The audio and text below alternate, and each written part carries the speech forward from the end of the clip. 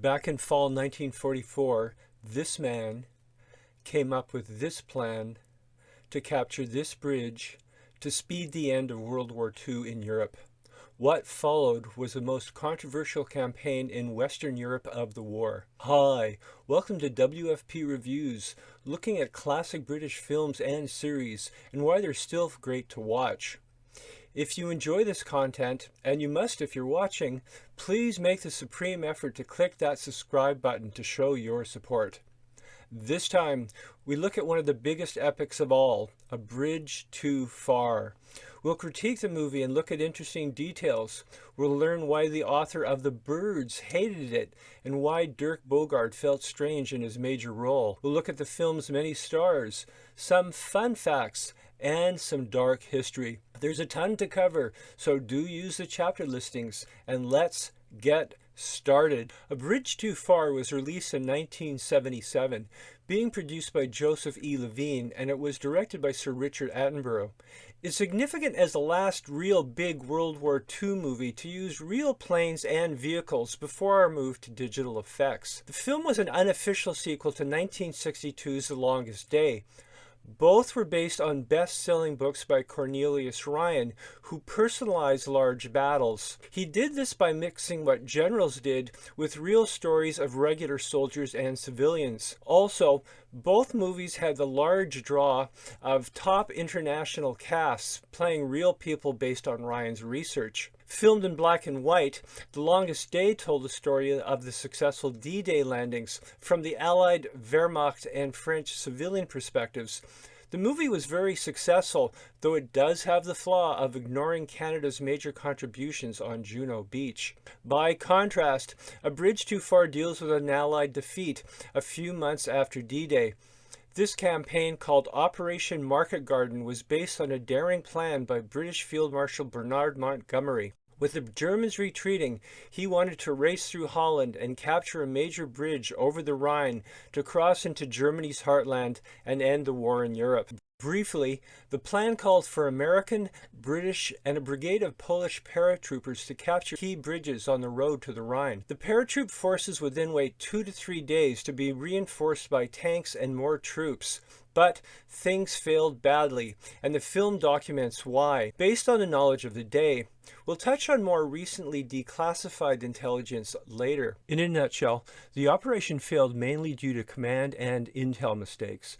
The elite but lightly armed paratroopers landed on ground occupied by tough SS Panzer divisions, and that placed them in a meat grinder. After about a week of hard fighting and some command delays, British tanks of 30 Corps reached bridges around Eindhoven and Nijmegen, held by the Americans. By the way, the road crossed 6 waterways in total, though there were 3 major bridges. At any rate, the tanks failed to reach the final bridge at Arnhem, held by the Brits, before those troops were forced to surrender. As a film, A Bridge Too Far is very effective at showing all these events, and it's quite a favorite with history buffs, but it didn't do quite as well with general audiences. I think the biggest challenge the movie faced is that, unlike The Longest Day, it is a long film about a defeat. Audiences are used to World War II films in which the Allies either win or lose heroically. But from the outset, Bridge offers a strange mix of military bravado, such as the dynamic briefing by Edward Fox as a tank general, blended with details about bungling, faulty radios, and ignored intel about German forces. By the film's final chapters, all this grinds into an overlong and downbeat finale that's historically correct, but was hardly inspiring for average moviegoers. Another point that makes this movie challenging is the musical score by John Addison. Now, Addison wrote a solid march as the main theme, and it's used a lot in the film, but the jaunty music often doesn't match the bleaker tone of the story. I would have preferred a more dramatic, dark approach, such as the excellent score for Tora, Tora, Tora by Jerry Goldsmith. On the plus side, the film is dramatic and epic in scope as it shows all the history. The portrayal of events is largely accurate, and overall the vehicles and equipment are more authentic than earlier blockbuster war films like Patton or Battle of the Bulge. The armor of 30 Corps features real Sherman tanks, albeit later post-war models. Likewise, German attack sequences on Arnhem Bridge are quite convincing, even with a NATO Leopard tank standing in for the famous Tiger. Attenborough also deployed 11 C-47 aircraft for impressive scenes of planes carrying troops to drop zone. Market Garden was a massive airborne operation, the biggest ever held, with over 3 full divisions, and the film certainly does justice to the scale of the battle. And, needless to say, the use of real tanks and planes continues to look impressive compared to today's computerized cut and paste productions. The director himself had seen World War II firsthand as a young cameraman on RAF missions, and his cinematic battle scenes emphasize the deadly power of modern warfare. He had directed Young Winston 5 years earlier, and I'm always struck by the fact that both films feature savage and tightly edited artillery attacks.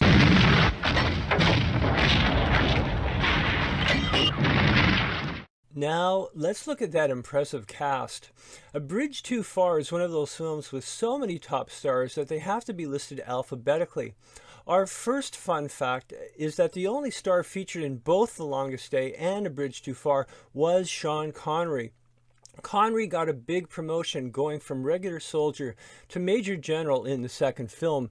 He also demanded and got a big pay bump after he learned what co-star Robert Redford was earning for less screen time. James Caan was given his choice of roles, and he selected a real soldier who threatened to shoot a doctor if he failed to treat his badly wounded captain. Hackman is okay as the Polish leader, but a better choice might have been Charles Bronson, who was considered and who played a Slav in The Great Escape. Liv Ullmann, as a Dutch civilian, was the only main female actress with a major part. She took her place beside the likes of Laurence Olivier, Michael Caine, Maximilian Schell, and Anthony Hopkins as Paratroop Colonel John Frost.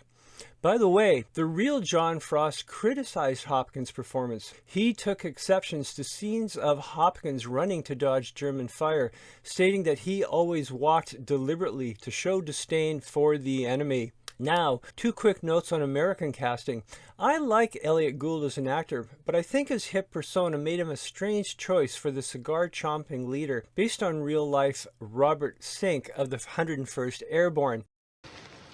Shit. Also, I initially felt that Ryan O'Neal, in his mid-30s at the time, was far too young to play storied General James Gavin of the 82nd Airborne. Robert Ryan was in his 50s when he played Gavin in The Longest Day, but it turns out the real general, known as Jumping Jim for his many combat jumps, was only in his 30s during the war, the youngest U.S. officer of his rank in Europe. Also, there's the case of Sir Dirk Bogarde and the film's biggest controversy. Bogarde played British General Frederick Browning, a role that caused the actor considerable distress. Astoundingly, during the war, Bogarde had served under Browning as an intelligence officer, and he became very unsettled at how Browning was portrayed in the movie. Let's look at that.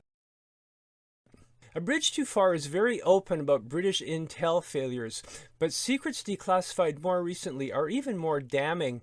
The movie shows the concerns of an analyst whose real name was Major Brian Urquhart. He was alarmed by recon photos showing German panzer formations near Arnhem. However, when he raised these concerns, he was placed on sick leave for, quote, nervous exhaustion. But it's now declassified is information from the famous Bletchley Park codebreakers. This team had also cracked information about panzer divisions in the target areas. This intel was given to Montgomery's staff, who chose to discount it and stick to the plan, with the disastrous consequences we see in the movie. At this point, let's consider main causes of Market Garden's failure and how the film handles them. First, it's intriguing that while the operation was Montgomery's brainchild, he's largely absent from the film, except for the opening narration.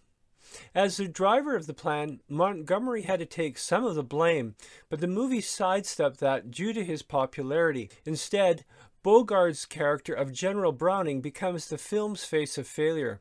Now, he did make mistakes. One, he did brush aside intel, though Monty likely had a hand in this. And two, Browning and the 82nd's Gavin both took criticism for not prioritizing the seizure of the key Nijmegen Bridge. This delay later stalled the advance of 30 Corps, which was crucial. There were other issues, but in short, there was plenty of blame to go around. Still, while Browning had died before the film was made, his noted widow saw it, and she hated it. She was famous novelist Daphne du Maurier, whose stories included The Birds, Don't Look Now, and Rebecca. Du Maurier was angered that Browning was the film's sole scapegoat, and she said that if her husband still lived, he would have sued the filmmakers. And yes, Browning did famously say this. Well, as you'll know, I've always thought that we tried to go a bridge too far. But he said it cautiously, before the fighting even started. Finally, a few closing thoughts on Market Garden and its fallout. The defeat cost the Allies about 16,000 losses, while the Germans took about 13,000. The war in Europe did not end that fall, but the Germans lost some ground that could have launched V2 attacks. And much of the country remained in German hands, leading to a famine in Holland that winter. The failed campaign also diminished Monty's clout. Friction between him and American commanders, especially George Patton, is well documented and acknowledged in the movie. Americans generally knocked Montgomery for being too cautious, but ironically this plan failed because it was too ambitious and risky. When pressing the plan, Montgomery had actually chastised Eisenhower in a private meeting, and he used political pressure from Churchill as well. After things failed, Monty's prominence and the ability of British command to influence Ike would never be the same again. In the end, Monty insisted that the operation was 90% successful, but in response, Prince Bernhard of the Netherlands noted, "My country can never again afford the luxury of another Montgomery success." Wrapping up, A Bridge Too Far is a great flick for history buffs like me, but it isn't really a great first date movie. You can see it on most streaming services. As always, thanks for watching. Remember to subscribe and comment, and come back soon to Walt's Flicks Picks.